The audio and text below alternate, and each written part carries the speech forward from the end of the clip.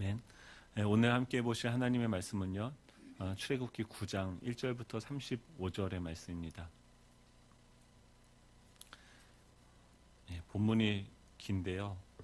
네, 읽을까 말까 고민하다가 일주일에 이 성경 한 장 읽는 건데 좀 시간이 걸리면 어떻겠습니까? 네, 우리 같이 정말 한 절 한 절 우리의 영혼을 향해서 이 말씀을 선포하는 마음으로 우리 창세기 출애굽기 9장 1절부터 35절 함께 한 절씩 교독해서 읽도록 하겠습니다. 여호와께서 모세에게 이르시되 바로에게 들어가서 그에게 이르라 히브리 사람의 하나님 여호와께서 말씀하시기를 내 백성을 보내라 그들이 나를 섬길 것이니라. 내가 만일 보내기를 거절하고 여호와의 손이 들어있는 내 가축 곧 말과 나귀와 낙타와 소와 양에게 더하리니 심한 돌림병이 있을 것이며 여호와가 이스라엘의 가축과 애굽의 가축을 구별하리니 이스라엘 자손이 하시고 여호와께서 기한을 정하여 이르시되 여호와가 내일 이 땅에서 이 일을 행하리라 하시더니 이튿날에 여호와께서 이 일을 행하시니 애굽의 모든 가축은 죽었으나 이스라엘 가축에 죽지 아니한지라. 바로가 사람을 보내어 본즉 이스라엘의 가축은 하나도 죽지 아니하였더라. 그러나 바로의 마음이 완강하여 백성을 보내지 아니하니라. 여호와께서 모세와 아론에게 이르시되 너희는 화덕 위에 제 두 웅큼을 가지고 모세가 바로의 막전에서 하늘을 향하여 날리라. 그 재가 애굽 온 땅에 티끌이 되어 애굽 온 땅의 사람과 짐승에게 붙어서 악석 종기가 생기리라. 그게 재를 가지고 바로 앞에 서서 모세가 하늘을 향하여 날리니 사람이 짐승이 붙어 악성 종기가 생기고 요술사들도 악성 종기로 말미암아 모세 앞에 서지 못하니 악성 종기가 요술사로들로부터 애굽 모든 사람에게 생겼습니다. 그러나 여호와께서 바로의 마음을 완악하게 하셨으므로 그의 말을 듣지 아니하였으니 여호와께서 모세에게 말씀하신 것 같더라. 여호와께서 모세에게 이르시되 아침에 일찍이 일어나 바로 앞에 서서 그에게 이르기를 히브리 사람의 하나님 여호와의 말씀에 내 백성을 보내라 그들이 나를 섬길 것이니라. 내가 이번에는 모든 재앙을 너와 내 신하와 내 백성에게 내려 온 천하에 나와 같은 자가 없음을 내가 알게 하리라. 내가 손을 펴서 돌림병으로 너와 내 백성을 쳤더라면 내가 세상에서 끊어졌을 것이나 내가 너를 세웠으면 나의 능력을 내게 보이고 내 이름이 온 천하에 전파되게 하려 하였습니다. 내가 여전히 내 백성 앞에 교만하여 그들을 보내지 아니하느냐. 내가 내일이면 뜨면 내가 무서운 우박을 내리니 애굽 나라가 세워진 그날로부터 지금까지 그와 같은 일 없었더라. 이제 사람을 보내어 내 가축과 내 들에 있는 것을 다 모으라. 사람이나 짐승이나 무릇 들에 있어서 집에 돌아오지 않는 것들에게 우박이 그 위에 내리리니 그것들이 죽으리라 하셨다 하라 하시니라. 바로의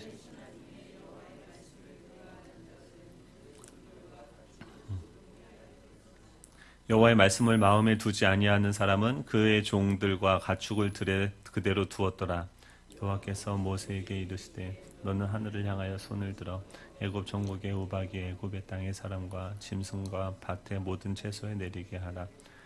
모세가 하늘을 향하여 지팡이를 들매 여호와께서 우레소리와 우박을 보내시고 불을 내려 땅에 달리게 하시니라. 여호와께서 우박을 애굽 땅에 내리심에 우박이 내림과 불덩이가 우박에 섞여 내림이 심히 맹렬하니 나라가 생긴 그때로부터 애굽 온 땅에는 그와 같은 일이 없었더라. 우박이 애굽 온 땅에서 사람과 짐승을 막론하고 밭에 있는 모든 것을 쳤으며 우박이 또 밭의 모든 채소를 치고 들의 모든 나무를 꺾었으되 이스라엘 자손들이 있는 그곳 고센 땅에는 우박이 없었다. 바로가 사람을 보내어 모세와 아론을 불러 그들에게 이르되 이번은 내가 범죄하였노라. 여호와는 의로우시고 나와 나의 백성은 악하도다. 여호와께 구하여 내가 너희를 보내리니 너희가 다시는 머물지 아니하리라. 모세가 그에게 이르되 내가 성에서 나가서 곧 내 손을 여호와를 향하여 펴리니 그리하면 우레소리가 그치고 우박이 다시 있지 아니할지라. 세상이 여호와께 속한 줄을 왕이 알리이다.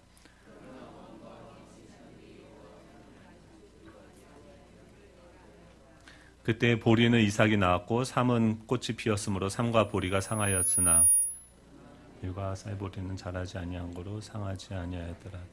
모세가 바로를 떠나 성에서 나가 여호와를 향하여 손을 펴매 우레소리와 우박이 그치고 비가 땅에 내리지 아니하니라.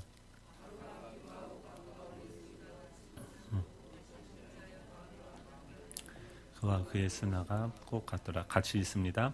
바로의 마음이 완악하여 이스라엘 자손을 내보내지 아니하였으니 여호와께서 모세에게 말씀하심과 같더라. 아멘. 네, 이제 드디어 출애굽기 강의 12번째 시간입니다. 계속되는 재앙. 오늘은 세 가지를 함께 살펴보려고 합니다. 왜 그럴까요? 빨리 끝나라는 마음에 네, 악질과 독종, 우박 재앙에 대해서 함께 살펴보도록 하겠습니다. 지금으로부터 40년 전 1977년에 출판된 한 권의 책이 있습니다. 제목이 무엇이냐면 불확실성의 시대입니다. 저자는 영국의 석학 존 케네스 갈브레이스입니다.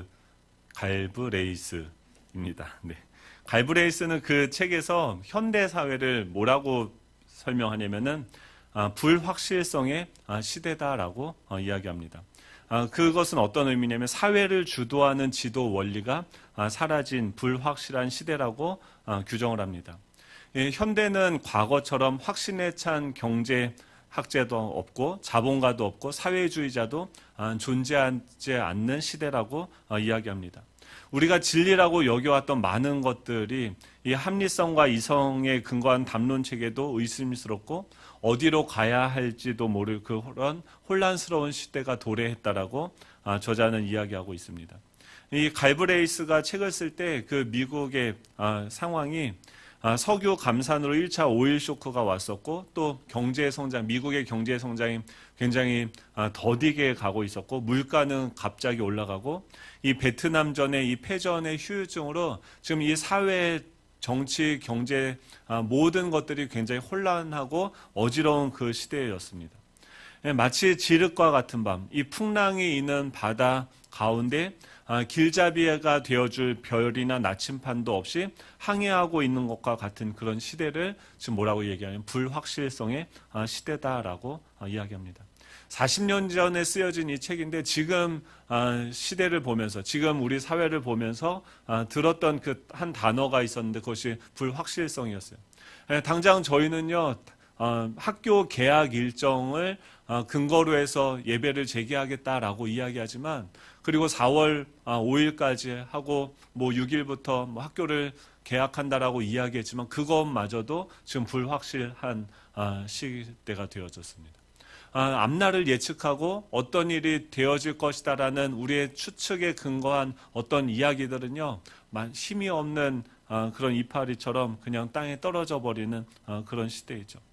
여기서 이 불확실성이라는 것은 앞으로 예상되는 여러 가지 상태들 가운데 어떤 상태가 실현될지 모르는 상황을 지칭하는 거죠. 마치 예를 들면 내일의 날씨를 맑음과 흐림이라는 두 가지 상태로 구분할 필요가 있다고 하면 현재 우리는 날씨에 관한 불확실성에 직면해 있는 것이죠.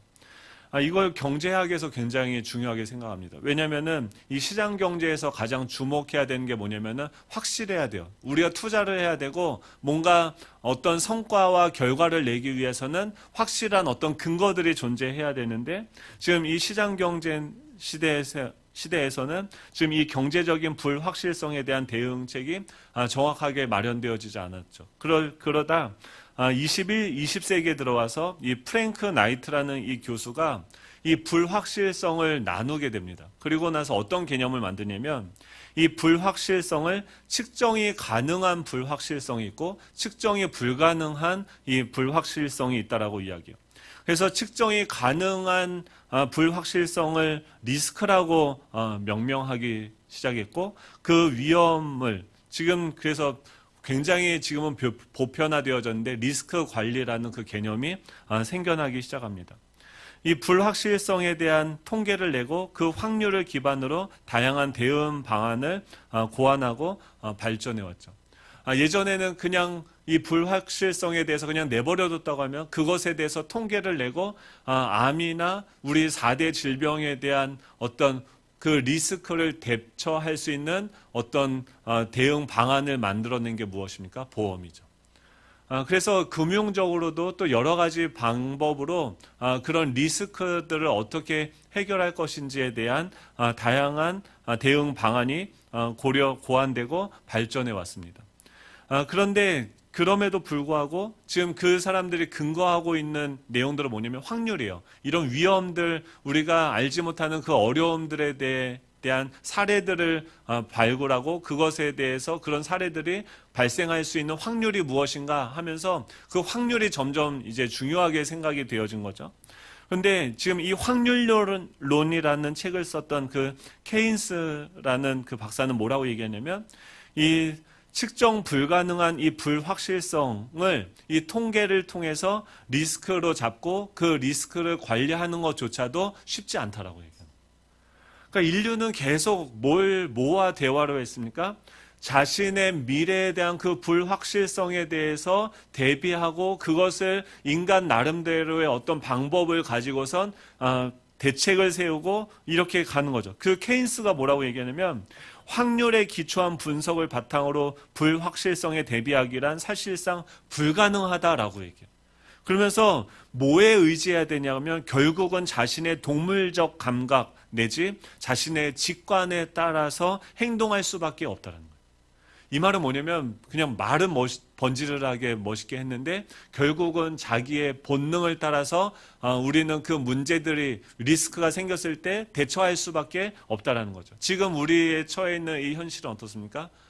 똑같죠. 지금도 우리가 할 수 있는 것이 너무나도 없다라는 것을 발견하게 되죠. 우리가 그동안 준비해놨던 그 모든 대응 전략들이 이렇게 무기력한지를 우리는 경험하고 있는 거죠. 그렇다고 하면은 저와 여러분들은 이런 우리 앞에 있는 그 예측 불가능한 이 불확실성에 대해서 어떻게 대응을 하고 있습니까? 사람에게 가장 두려운 것이 뭘까요? 보이지 않는 거예요. 만약에 시력을 지금 잃어버렸다라고 생각을 해보십시오. 그 어떤 것들 앞에서도 자동차 운전할 때 가장 잘 느끼죠. 밤에 갑자기 보이지 않게 되면, 어두워지면 어떻게 합니까? 속도를 줄일 수밖에 없죠. 지금 이 달려가고 있던 이 세상이 멈춰 있는 이유는 무엇입니까? 앞이 보이지 않기 때문인 것이죠. 그래서 국가 경제를 운영하거나 기업을 경영할 때, 작게는 이 집안 살림을 펼칠 때에도 이 보수적으로 결정할 수밖에 없게 되어지는 거죠. 지금 이스라엘 백성들이요, 400년 동안 지금 어디 머물러 있습니까? 애굽에 있어요. 왜 그들은요, 이 400년이라는 이 기나긴 그 시간을 이 애굽이라는 곳에서 머물러 있었을까요? 그들은 선택을 한 거예요. 뭘 선택했냐면 7년 풍년과 7년 흉년, 이런 어떤 자연적인 불확실성들이 자신들에게 다가왔을 때 이 애굽이라는 이 시스템이 그것을 탁월한 이 요셉이라는 이 카리스마적인 탁월한 리더십을 통해서, 또 이 애굽이라는 제국의 시스템을 통해서, 이 바로라고 하는 절대적인 군주를 통해서 그들은 해결하는 것을 경험했어요. 그렇기 때문에 그 시스템, 이 애굽이 주는 그 안정감에 그들은 자신을 맡기고 그 가운데 머무르고 있는 것이죠. 400년 동안 그들은 어떻게 했습니까? 그 애굽이 주는 그 안정감의 그늘 가운데 머무르면서 점점 무엇이 돼갑니까? 그 안정감의 노예가 되어져 가는 거죠. 바로와 애굽이라는 국가가 그들에게 하나님이 되었고요. 그들은 그 보이는 확실성의 노예가 되어진 것이죠. 왜 그들은요 바로의 노예가 됩니까? 왜 애굽의 노예가 됩니까? 왜 자신에게 주어지는 그 불의하고 정말 말도 안 되는 그 상황들을 받아들이면서 살아갑니까? 자신들의 눈에 보이는 확실한 것을 믿었기 때문이죠. 이것이 지금 애굽 가운데 이스라엘 백성들이 있는 그 이유였었죠. 그 가운데 그 애굽의 노예된 종노릇된 그런 삶을 살아가는 그 이스라엘 백성들을 구원하시기 위해서 하나님은 어떤 일을 하십니까? 그들의 눈에 확실한, 그들에게 안정감을 제공해주는 그 눈에 보이는 확실한 것들을 하나씩 흔들어 버리시는 거죠. 그게 무엇이에요? 10가지 재앙이죠. 눈에 보이는 확실성을 그들 눈앞에서 제거해 버리시는 거예요. 지금 오늘 보게 되어지는 것은 무엇입니까? 5번째 재앙은 무엇입니까? 이 돌림병으로 인해서 들에 있는 가축을 죽게 하세요. 1절부터 5절인데요. 다 읽었습니까? 네. 또 읽을까요? 네. 1절에 보면 여호와께서 모세에게 이르시되 바로에게 들어가서 그에게 이르라 히브리 사람의 하나님 여호와께서 말씀하시기를 내 백성을 보내라 그들이 나를 섬길 것이니라. 하나님은요 계속해서 반복해서 뭐라고 얘기합니까? 내 백성을 나한테 보내라는 거예요. 내 백성은 뭐예요? 그들이 나를 섬길 것이니라 라고 얘기해요. 원래 이스라엘 백성들은 어떤 존재입니까? 하나님의 백성이고 무엇을 하는 존재입니까? 하나님을 섬기는 존재인 거죠. 보이지 않는 그 하나님을 섬기고 예배하고 그 하나님과 동행하면서 그 주님이 원하시는 일들을 행해야 되는 그 사람들인데 그 자신의 신분과 자신이 무엇을 해야 되는 그 비전과 사명을 다 잃어버린 채로 지금 누구의 명령을 따라서 살아가고 있습니까? 눈을 떠서 이 바로와 이 애굽의 시스템을 보고 그것을 믿고 그 안정감에서 자신이 살아간다라고 생각하고 있지만 실상은 무엇이에요? 눈이 멀었고 소경된 자로서 마치 삼손과 같이 자신의 두 눈이 뽑힌 채로 그들의 조롱거리가 되어져 있는 그런 상황이었죠. 그런 그들에게서 무엇을 합니까? 하나님은요 그들이 믿고 있는 것들 하나하나를 제거해 가시는 거예요. 이 재앙은 무엇입니까? 하나씩 하나씩 우리의 잃어버렸던 시력을 다시금 회복하시는 하나님의 선물의 시간이죠. 백내장 수술을 하는 거예요. 오늘 그들 가운데 재앙을 내리는 것은 무엇입니까? 가축이죠. 이 고대인들에게 가축은요 굉장히 귀중한 자산이었습니다. 가축을 통해서 식량과 우유, 가죽옷을 입었고요. 이 가축을 운송 수단으로 삼았습니다. 그렇기 때문에 이집트인들은 이 가축들을요 일종의 신으로 생각을 했어요. 특별히 우리가 출애굽하고 나서 이스라엘 백성들이 하나님의 형상을 만든다고 하면서 뭘 만듭니까?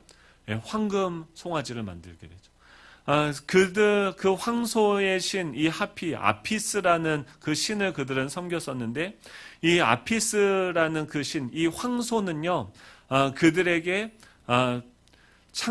아피스는 그 창조주라의 신이라고 믿은 그 타가 다시 환생한 것이다라고 생각을 했고, 정력과 생식을 담당하는 신으로 여겨졌습니다. 그들에게 아피스는요, 이 황소는 힘과 권력과 정력의 상징이었고, 이 바알 신이 다닐 때 번개와 무기를 들면서 무엇을 타고 있냐면 이 황소 위에 올라타서 타고 있죠. 예나 지금이나 사람들은요, 이 권력과 돈을 가져다 주는 이 신을 섬기는 거죠. 이 황소가 지금도 무엇입니까? 지금 현대에도 힘과 풍요의 상징이죠. 세계 금융의 심장부인 미국의 월스트리트, 그 뉴욕 증권거래소 앞에 가면 뭐가 있습니까? 이 황소가 있어요. 뿔을 하늘로 향해서 그곳에 딱 서 있죠. 이것은 뭐냐면 주식이 이 황소처럼 힘차게 도약하리라는 그런 염원을 담은 거죠. 사람들은 지금도 그 황소가 주는 그 힘과 이 풍요를 가지고 눈에 보이는 그 권력, 눈에 보이는 그 돈을, 눈에 보이는 그 주식을 통해서 자신의 안정감을 추구하게 되어지는 거죠. 그런데 이 다섯 번째 재앙은 무엇입니까? 그들이 믿고 있던 신인 그 아피스가, 그 재물이, 그 주식이 다 죽어버리는 거예요. 계속해서 여러분은 그 불확실성의 시대에 무엇을 붙잡고 믿고 살아가고 계십니까? 지금 그것을 하나씩 하나씩 주님이 지워버리는 거예요. 우리 마음속에 우리가 믿고 있는 어떤 마음속에 여러 가지 방들이 있는데 그 방 안에 우리가 믿고 있는 하나씩 채워넣었던 우리에게 안정감을 주는 그 청약 저축을 하나씩 하나씩 하나님이 뺏어가는 거예요. 그리고 나서 그 빈 방을 만들고 뭐합니까? 그곳에 하나님을 채우는 거죠. 바로를 제거하고 하나님을 채워요. 계속 이 재앙이요, 계속 반복되면서 지겨워 죽겠어요. 이 바로가요, 왜 이 하나님 말씀을 안 들어쳐 드십니까? 좀 빨리 여기서 끝나면 좋겠어요. 근데 여기서 끝납니까, 재앙이? 아니요. 6번째 재앙이 있고 7번 또 이걸 설교를 다음 주에 또 해야 돼요. 그래서 오늘 3개를 빨리 하는 거예요. 근데 그런 재앙을 계속 할 때마다 바로의 반응에 똑같은 단어가 나옵니다. 그것은 뭐냐면은 바로가 사람을 보내어 본즉 이스라엘 가축은 하나도 죽지 아니하였더라. 지금 자기들의 그 주식이 다 없어진 거예요. 자신들의 그 돈이 다 없어진 거예요. 자신들이 지금 내년에 농사를 지을 수 있는 그 자원인 그 가축들이 다 다 죽었어요. 그러면 어떻게 해야 돼요? 손을 들고 하나님께 내 능력과 내 계획으로 살아갈 수 없는 것이구나. 내가 내 미래를 어떻게 개척하는 것이 아니었구나 하면서 하나님께 항복해야 되고 나의 계획을 지우고 이 하얀 도화지를 하나님한테 드려야 되는 거에 맞지 않습니까? 그런데 지금 이 바로는 어떻게 합니까? 그러지 않고 회개하는 것이 아니라 바로의 마음이 완강하여 백성을 보내지 아니하니라라고 이야기합니다.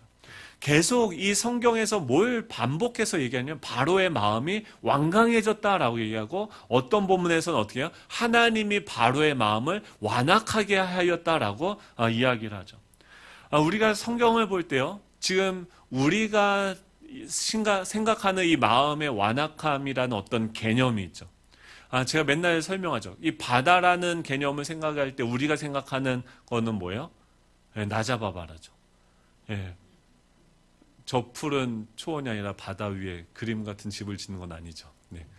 이 바다 생각하면 뭐예요? 바캉스를 생각하고 아름다운 것을 생각하는데 이 성경에서 얘기하는 그 바다는 뭐예요? 용이 살고 있고 죽음의 장소, 이 사단의 리워야단이 머무르고 있는, 즉 이스라엘 백성들이 생각하는 그 바다라는 개념이 있는 거죠.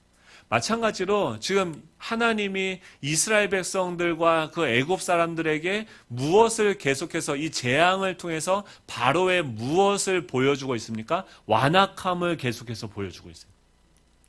근데 이 완악함이라는 것이 이야기할 때 히브리어로는 이 동사 이 카베드라는 단어를 사용해요. 이 카베드라는 단어는 뭐냐면은 무겁다라는 거예요. 영어로 표현할 때도 무거운 마음이라는 것을 이야기합니다. 근데 이것이 그 이집트 사람들에게 우리는 그냥 마음이 무겁다라고 하면은 그냥 힘든가라고 생각을 하는데 그들이 생각하는 세계관에는 무엇이 있냐면 고대 이집트 사람들은 죽으면은 뭐가 있냐면 그 이집트 벽화 같은 거 검색해서 보시면은 뭐가 있냐면 이런 대칭 저울이 있습니다. 그리고 그 대칭 저울에 한쪽에는 깃털을 달고 한쪽에는 그 죽은 자의 심장, 마음을 달게 되어집니다. 그래서 그의 마음이 이 깃털보다 무거우면 어떻게 되면 그는 인생을 잘못 살았다라고 생각을 합니다. 그리고 그는 심판을 받게 되어지는 거죠. 즉 이집트 사람들이 생각하기에 마음이 무거운 사람은 뭐예요? 죄가 많은 사람이고 심장이 가벼운 사람, 마음이 가벼운 사람은 뭐예요? 죄가 없는 사람이다라는 개념이 있어요. 우리가 생각하는 그냥 마음이 완악하고 목이 곧고 뭐 고집이 세고 이런 정도가 아니라 지금 그들은 이 마음이 무거워졌다, 완악했다라는 것을 무엇과 연결해서 생각하냐면 이 심판과 죽음 이후에 있을 그 심판과 연결해서 생각하게 되어지고 그 심판에 있어서 우리 마음이 어떻게 해야 돼요? 가벼워야 되는 거예요. 무엇보다도요? 깃털보다도. 근데 지금 이 바로는 뭐라고 얘기해요? 자신들이 믿고 있던 리더십이었어요. 나의 왕이었어요. 근데 그 왕이 어떻게 됩니까? 이스라엘 백성들을 힘들 때는 보내주겠다라고 얘기했다가 또 조금 지나면 마음이 완악해져서 무거워져서 생각이 바뀌게 되고 좌충우돌하는 리더십을 보여주게 되는 거죠. 바로의 모습 그대로를 계속해서 하나님은 어떻게 합니까? 폭로하고 계시는 거예요. 그들은요, 이 예측 불가능한 불확실성에 대해서 지금 누구를 믿었습니까? 이 애굽이라는 국가, 이 제국의 거대한 제국의 시스템이 주는 그것을 이 제국을 믿었었고, 이 바로라는 사람의 탁월한 리더십을 믿었었는데, 그 리더십과 이 애굽이라는 이 나라가 이 하나님의 말씀 그 한마디에 속수무책으로 다 무너지는 것을 보게 되는 거죠. 여러분, 우리가 믿고 있는 것이 얼마나 확실하고 신뢰할 만한 대상인지 우리가 점검해 봐야죠. 예, 어떤 사람들은 그러죠. 동물적인 감각, 나의 어떤 능력을 믿습니까? 우리가 얼마나 바로 같습니까? 얼마나 완악합니까? 얼마나 이랬다 저랬다가 변덕으로 죽을 쓰입니까? 예, 지금 하나님은 어떻게 하시냐면 이 재앙을 통해서 바로가 마음이 완악한 자다라는 것을 계속해서 보여줘요. 예, 그들을 구원할 수 있는 존재가 아니라 그들의 세계관 속에서 죄가 많은 사람이다라는 것을 보여주는 거죠. 즉 그들이 믿고 있는 그 대상의 연약함을 계속해서 하나님은 보여주고 있는 거죠. 여섯 번째 재앙은 무엇입니까? 독종이죠. 예, 독종이 우리 8절부터 11절 우리 같이 한번 읽어볼까요? 읽겠습니다. 시작. 여호와께서 모세와 아론에게 이르시되 너희는 화덕에 제 두 웅큼을 가지고 모세가 바로의 목전에서 하늘을 향하여 날리라. 그 재가 애굽 온 땅에 티끌이 되어 애굽 온 땅의 사람과 짐승에게 붙어서 악성 종기가 생기리라. 그들이 화덕의 재를 가지고 바로 앞에 서서 모세가 하늘을 향하여 날리니 사람과 짐승에게 붙어 악성 종기가 생기고 요술사들도 악성 종기로 말미암아 모세 앞에 서지 못하니 악성 종기가 요술사들로부터 애굽 모든 사람에게 생겼습니다. 예, 또 오늘 또 보내는 건 뭐예요? 첫 번째는 이 악질을 통해서 이 바로의 그 무거운 마음, 죄 있는 존재라는 것을 이야기한다고 하면 두 번째는 이 독종이죠. 독종은 무엇입니까? 지금 이 화덕에 모세를 명해서 어디로 가랍니까? 화덕에 그 죄를 두 웅큼 쥐라고 얘기해요. 그리고 나서 그것을 하늘을 향해서 날리라고 이야기하죠. 이 화덕은 무엇입니까? 그 당시에 사람들이 종교적으로 제사를 드리고 했던 그 죄를 이야기해요. 애굽인들이 두려워했던 악신 이 티폰을 달래기 위해서 바친 그 희생 제물을 태운 죄를 얘기해요. 그러니까 애굽 사람들이 열심히 예배를 드리고 나서 그들이 자신들이 섬기는 그 왕, 그 신을 마음을 흡족하게 해줬기 때문에 나타난 그 남은 그 결과물이 뭡니까? 이 죄죠. 근데 그 죄를 자신들의 신을 이미 흡족하게 했음에도 불구하고 잘 달랬음에도 불구하고 그 죄를 들고서 이 모세가 하늘을 향해서 뿌리게 되니까 어떻게 됩니까? 그것이 사람과 짐승에게 붙어서 악성 종기가 생기는데 11절에 보면 어떻게 생깁니까? 요술사들도 악성 종기로 말미암아 모세 앞에 서지 못하니 악성 종기가 요술사들로부터 애굽 모든 사람에게 생겼음이라라고 얘기해요. 그 죄가 누구에게 가장 먼저 붙었습니까? 지금 그들 앞에서 종교적인 제의를 행했던 그 요술사들에게 붙어서 그들에게부터 종기가 나서 그것이 퍼져서 애굽 모든 사람들에게 생기기 시작해요. 아니 어떻게 이런 일이 가능합니까? 자신들이 열심히 정성을 다해서 그 신을 만족하기 위해서 종교적인 행위를 했는데 그것을 실시했던 그 제사장들이 먼저 병이 들기 시작하고 그 제사를 드렸던 모든 애굽 사람들에게 이 악성 종기가 펴져나가는 거죠. 이 독종 재앙은 무엇을 깨달으라는 겁니까? 지금 그들이 믿고 있는 이 애굽의 요술사들 제사장들도 뭡니까? 우리의 신뢰의 대상이 아니라는 거예요. 우리는 더 이상 그 요술사들을 믿지는 않습니다. 그런데 지금 우리한테는 어떻게 적용할 수 있습니까? 교회 안에 오면요. 교회 안에도 이 종교를 믿는 사람들이 있죠. 예수님을 믿는다라는 우리는 누굴 믿습니까? 예수님을 믿죠. 그렇죠? 아멘이십니까? 예, 저를 믿으십니까? 그렇다고 그렇게 뭐 바로 고개를 흔드실 건 뭐가 있습니까? 예, 아주 주여. 네. 근데요. 근데 저도 저를 못 믿어요. 하루에도 마음이 진짜 변죽이 죽을 끓어요. 근데 사람들이 어떻게 해요? 이 목사를 믿죠. 어떤 탁월한 우리가 바로를 믿고 그 애굽에 머물렀던 것처럼 탁월한 목사님의 어떤 리더십을 믿는 거죠.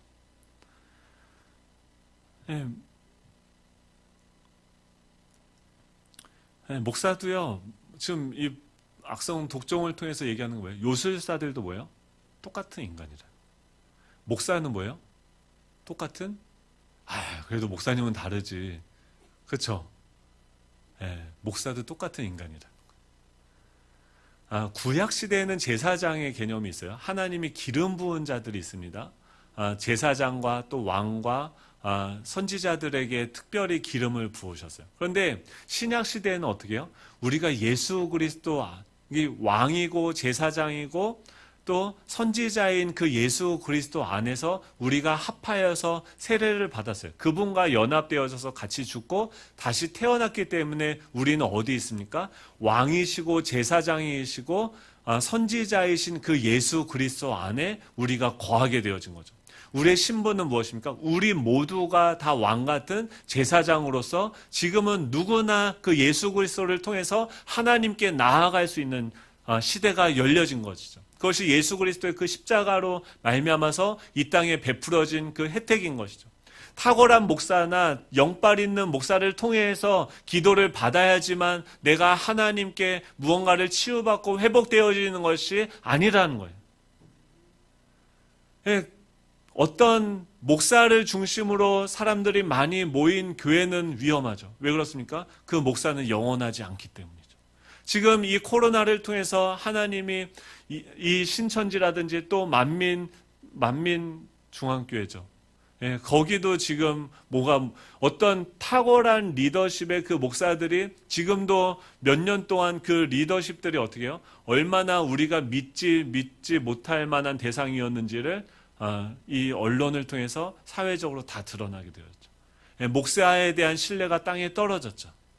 할렐루야. 하나님이 하시는 거예요.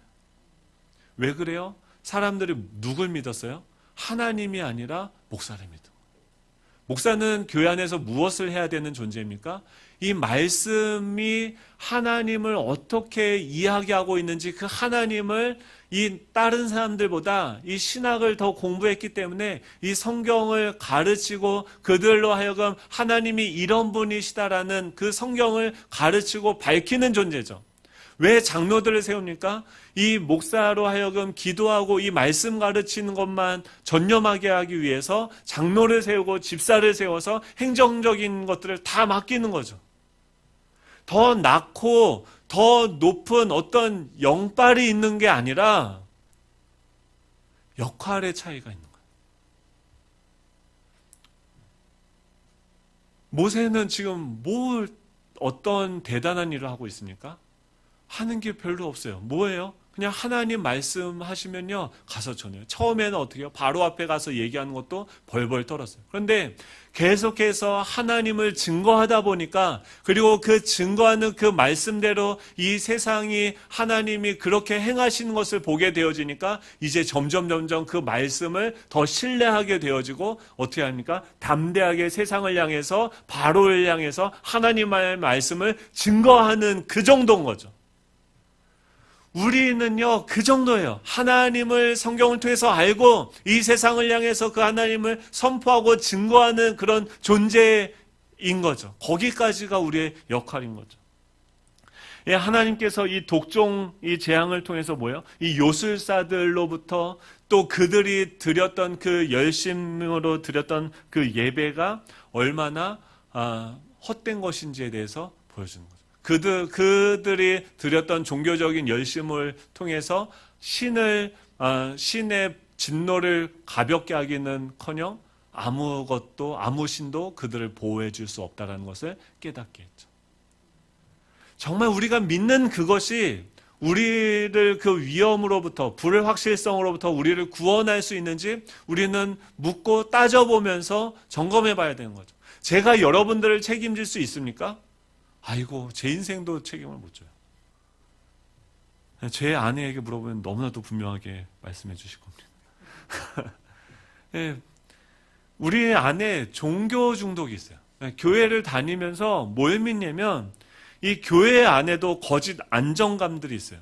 어떤 교회들은요 미국의 이민교회를 가면요 굉장히 보수적인 전통을 따르는, 미국 하면 우리가 어떻게 생각합니까? 굉장히 앞서가고 뭐 이렇게 생각을 하는데, 한인교회를 가면은 어떤 교회가 있냐면 70년대 한국교회를 옮겨다 놓은 교회 같은 데들이 있어요.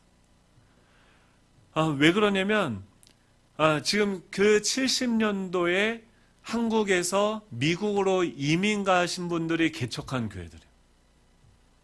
근데 그 교회들은 왜 여전히 그 예전에 70년도 교회 예배 방식을 고수하면서 예배를 드리냐면, 미국에 가니까 어떻게 해요?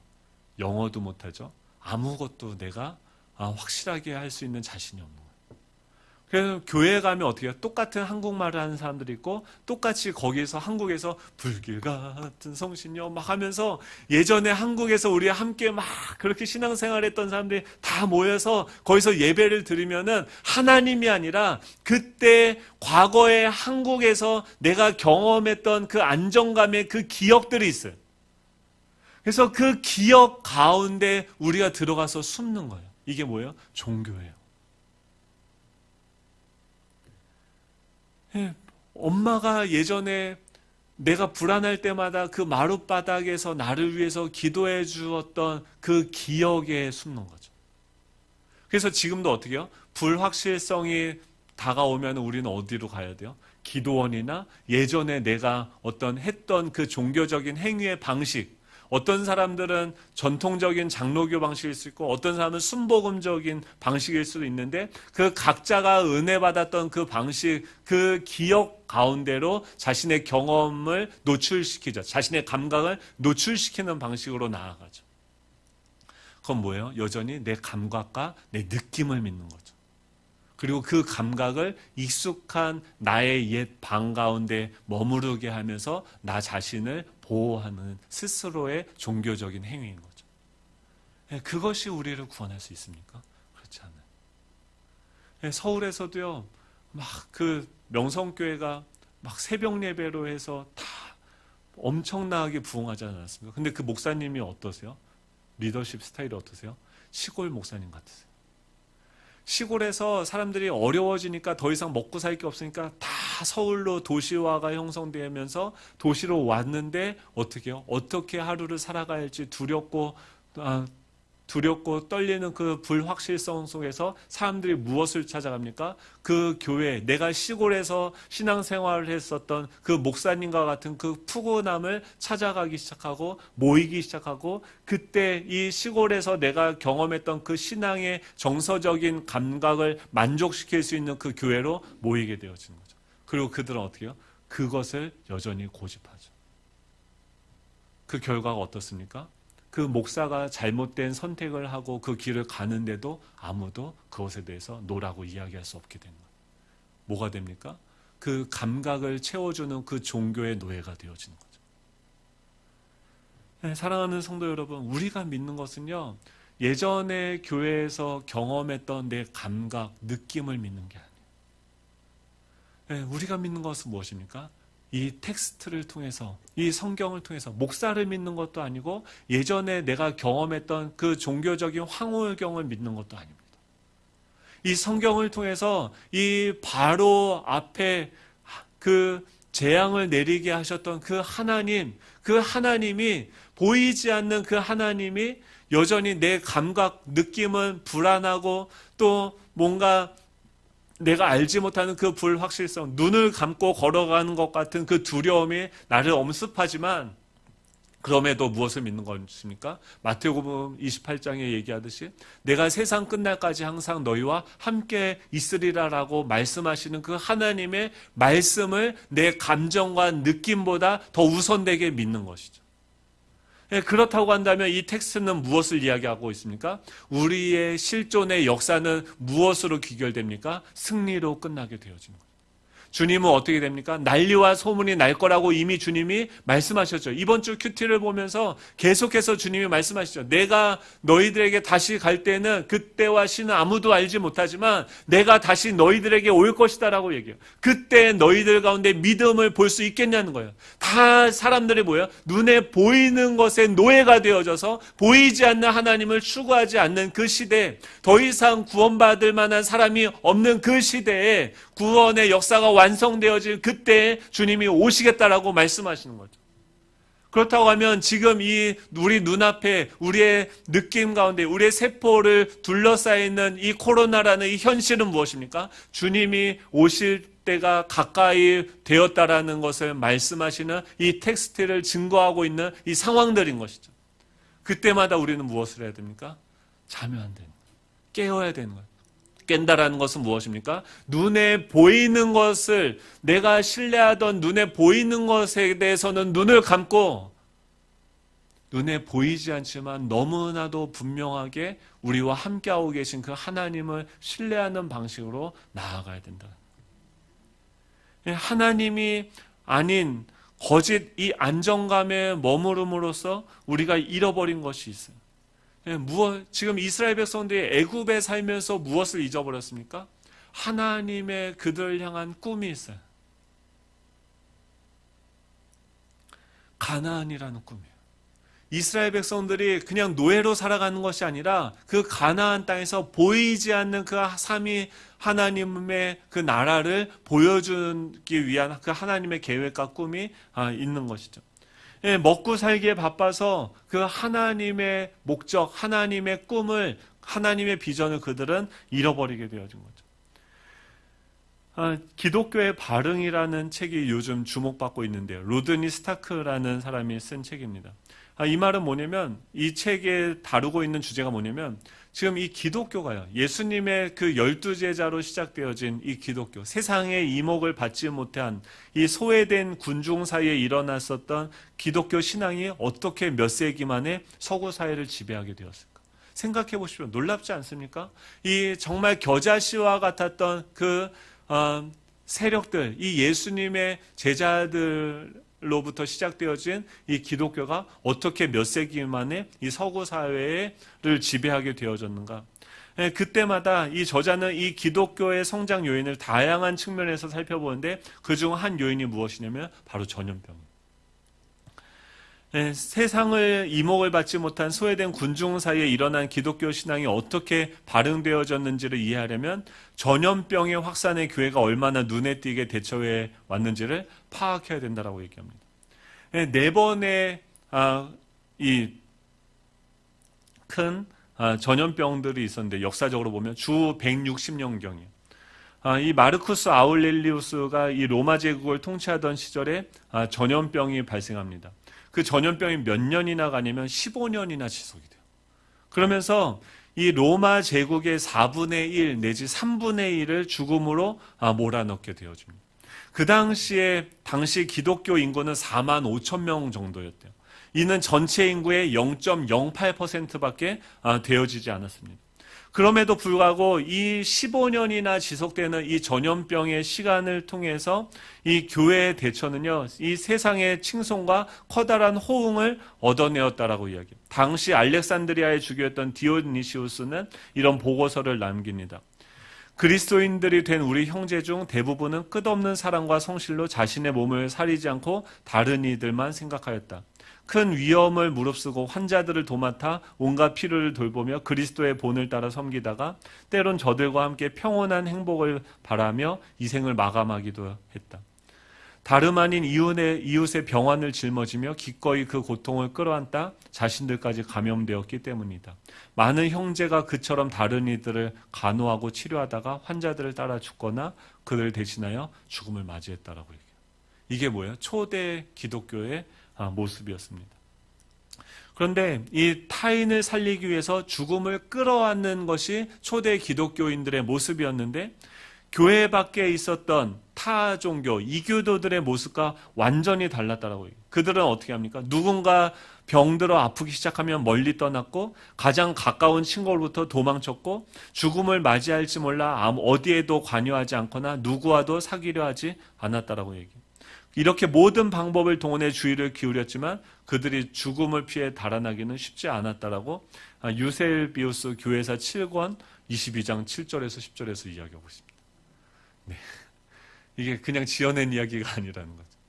그러니까 초대교회에 정말 그 4만 5천 명밖에 되어지지 않았던 그 사람들이 어떻게 확장되어졌습니까? 이 전염병을 통해서 확장되어졌다는 거예요.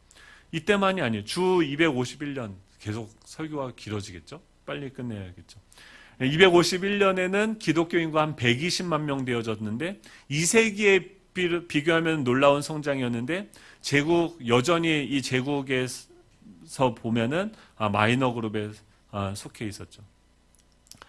그때도 그 역병이 일어났을 때 기독교인들은 뭐 했냐면 다른 사람들에게 찾아가서 그 당시에는 이런 의료 체계들이 없지 않습니까? 격리하고 그 당시에 이 세균의 개념이 없었어요. 그렇기 때문에 이 병이 왜 생겨나는지도 모르는 그 불확실성 속에서 그들은 무엇에 반응했습니까? 사랑에 반응한 거죠.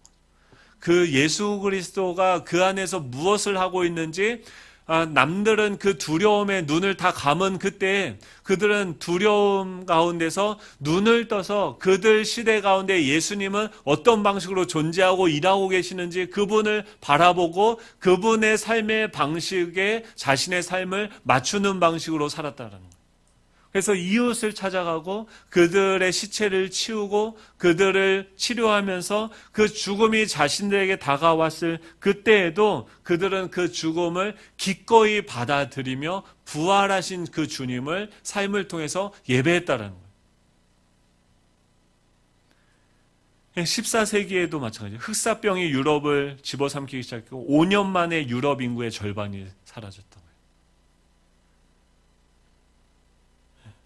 그때도 루터와 당시 임신 중이었던 그의 아내는 뭘 했냐면요.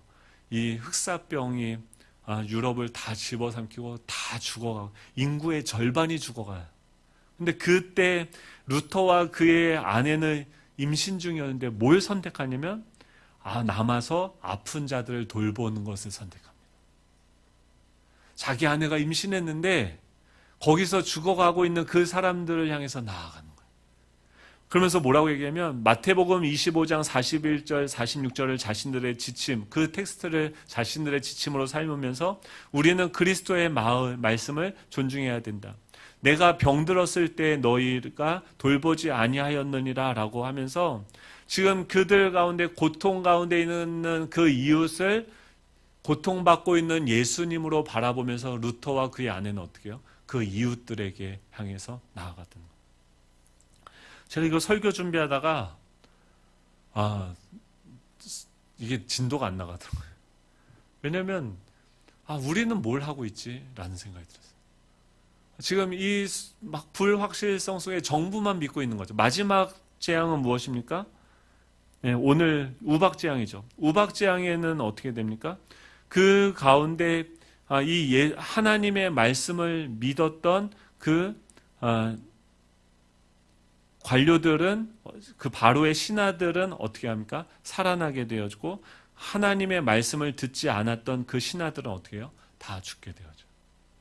그 말은 뭐냐면 그 사회를 지배하고 있던 공무원들조차도 뭐예요? 하나님의 말씀에 근거해서 살고 죽음이 결정되어졌다.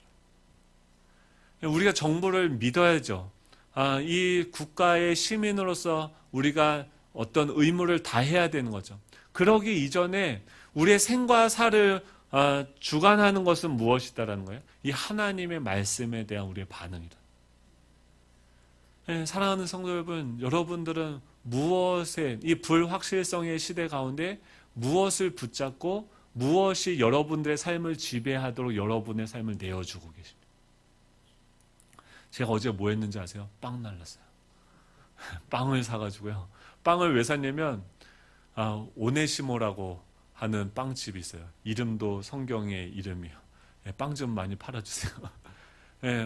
장사가 안 되고 어렵다는 소식을 들어서 그 집에 빵을 좀 가서 사야겠다. 사는 방식으로 좀 도움을 줘야겠다 하고선 빵을 주문을 했어요. 그러고 나서 이제 설교 준비를 하다가 그 빵을 나누려고 하는 생각을 갖고는 있었는데 그런 고민했어요. 어떤 방식으로 우리는 이 가운데 이 사랑의 바이러스를 전파할 수 있을까를 고민하다가 제가 막 기가 막힌 생각을 떠올랐어요. 이게 기가 막힌지 아닌지 한번 생각을 해보세요. 저희가 지난주에 이렇게 좀 어렵지 않습니까? 근데 헌금을 이렇게 내보냈어요. 그 어려운 우리 지체들한테도 보내고 또 교회들한테도 보내고 또 김혜호 목사님께 매달 들어가는 그 돈이 한 300만 원 정도가 돼요. 근데 그걸 헌금을 했는데도 불구하고 이번 주에요, 헌금이요, 많이 들어왔어요. 할렐루야. 전혀 안 기뻐하시네요. 이건 기적이에요. 아멘이십니까? 근데 그게 무슨 마음으로, 어떤 생각으로 드냐면 하나님께서 우리에게 뭔가를 목매면서 기다리고 계시는 것처럼 느껴졌어요. 그래서 이걸 가지고선 어떻게 이 사랑을 실천할 수 있을까를 생각하다가 뭘 했냐면, 어떤 생각을 또 아직 결정한 거 아닙니다. 저희 교회는 목사가 결정한다고 해서 바로 하는 게 아니라 여러분들도 동의를 해야지. 근데 그래서 그 10만 원씩, 그러면은 저희들이 지난주에 이제 교육자들이 모여서 마스크를 만들자, 뭐 알코올, 뭐 소독제를 만들어서 이렇게 나누자라고 했는데, 그러면 누구만 일합니까? 교육자들만 일하겠죠. 그리고 마스크 막 재봉으로 막 하고 하는데, 그러니까 계속 교회가 뭐 하냐면 성도님들을 관람자로 만들어버리고 교육자들만 움직이는 방식으로 가는 게 저는 좀 아니다라고 생각이 들었어요. 그러고선 교육자들만 쇠가 빠지게 이거 만들어서 다 나눠주고 여러분들은 그냥 가만히 구경하면서 우리도 할 일을 다 했다라고 생각을 할 거 아니에요. 아니죠. 네. 그래서 그러지 못하고 우리가 전부 다 같이 모여서 같이 이 텍스트 안에 우리 가운데 계신 살아계신 그 예수님께 어떻게 반응하는 방법을 할 수 있을까 생각을 했을 때, 이 들어온 헌금을 현금으로 우리가 나누자. 그래서 각 가정당 10만 원씩을 들여서 가정별로 고민을 하는 거예요.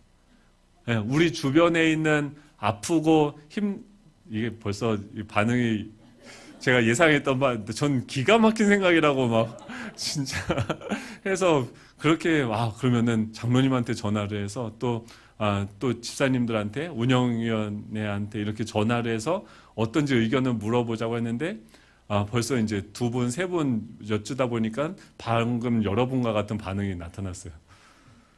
그래서 한 주간 더 고민을 해보자고 말씀하시는 거예요. 그 돈을 그렇다고 해서 헌금을 냈는데 그거를 또 다시 나눠주는 거는 좀 위험할 수도 있고 이상할 수도 있고 뭐 이럴 수도 있다는 거예요. 그래서 일단 그러면 그건 어떻게 해요? 한 주간 더 고민을 해보자고 결정을 했어요.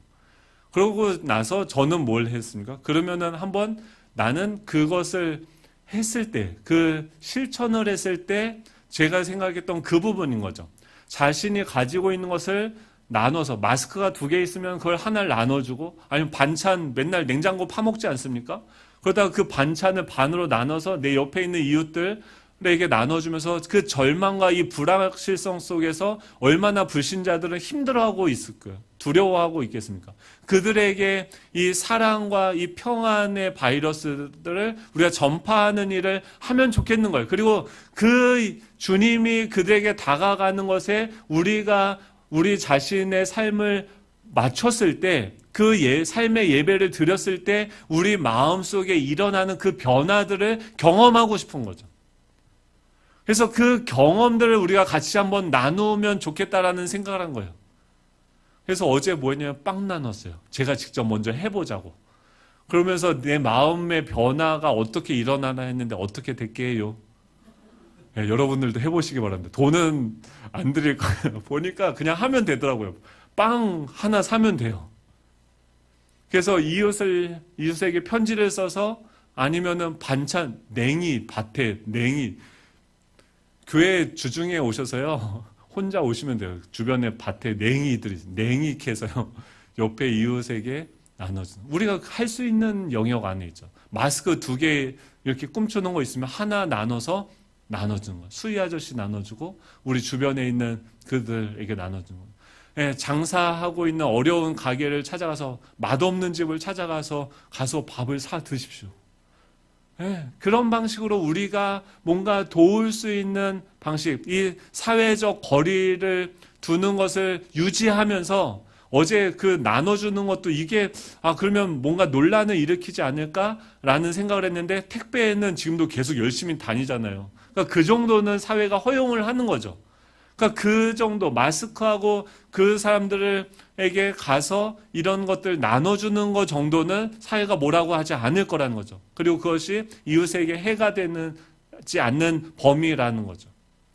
사회적 거리를 지키는 것도 사랑을 실천하는 것이고 또 어떻게요? 그것을 나누는 것도 실천하는 거죠. 이번 한 주간 저희들 한번 이 하나님이 뭐예요? 바로도 믿을 게 아니라 이 주식이라든지 이 돈이라든지 또 죄송합니다. 공무원들이 정말 열심히 일을 하고 있지만 공무원들이 어떻게 이 바이러스를 없앨 수 있습니까?